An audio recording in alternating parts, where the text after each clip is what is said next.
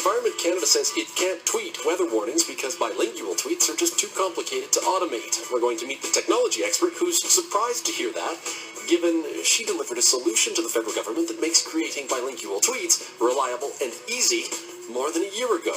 Stay tuned for that. And the new CBC Radio quiz show coming this summer, and News Junkies Need Apply. Hot topic of the day is up first. This is the afternoon edition on CBC Radio 1 in Saskatchewan. And CEO of NLP Technologies. Her company helped develop the kind of software for the federal government that can do bilingual tweeting. And Atifa joins me now. Good afternoon. Good afternoon. How surprised were you to hear that Environment Canada says it cannot tweet weather warnings right now because bilingual tweets are just too complicated for it to create?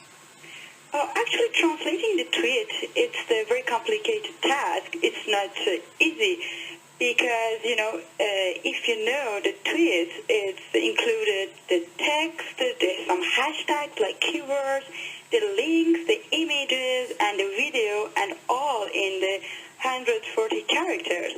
And add the bilingual aspect, it's double complicated. But I was surprised when I saw in CBC the report said when it's the matter of the emergency preparedness or current awareness or public safety, some government units like the Environment Canada can't tweet in bilingual because in my knowledge, since 2012, we are working in collaboration with the University of Montreal to study this problem and see how we can contribute for the Canadian and for the government of Canada and solve this problem of the translation of tweets. And we have some good news. Last year, in 2013, in March, we published a paper, and it's published in the international workshop in Atlanta, what is the problem and how we can solve this problem. And after that, we had some information gathered from the different government agency tweets, and we trained our engine on that to build a new engine for translating the tweet for the Canadian government. Well, you talked about some of the challenges about tweeting, or translating tweets in particular, because of the content they contain. Tell me how you took on some of those challenges and solved them. Actually, if I explain a little bit for you how the statistical machine learning work, first you should have some bilingual corpus. In this case, it's the corpus that's collected from the different agency of the Canadian government that they had the bilingual tweets in French and in English. And then based on that, we trained our engine and built a new model to solve this problem. And some of the challenge that we see, for example, how recognize, because it's not a complete sentence in tweets. As I said, it's only 140 characters, and it included all the hashtags, images, etc. And in the system, they should recognize that the link, that's the, for example, proper name, you shouldn't translate it.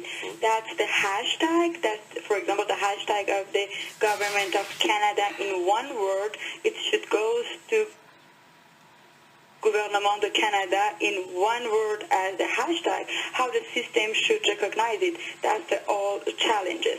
But, we work hard.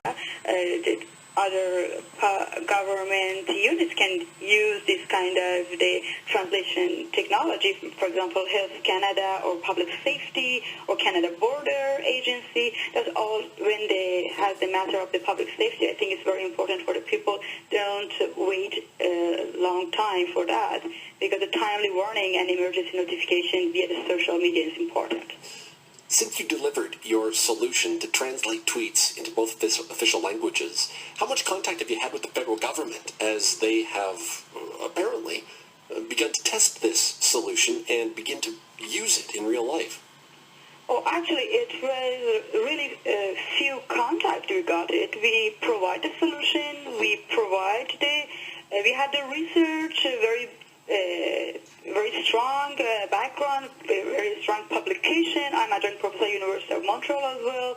We had a very good relationship with the university, but the time you get to the government, speak with them, they want to test it, prototype it. It's a very, very long and complicated process. And when I saw, last time when I saw the report on CBC, I said that's the need for the Environment Canada, and even the government units, as the research part, they are not ready, and they didn't. I don't know.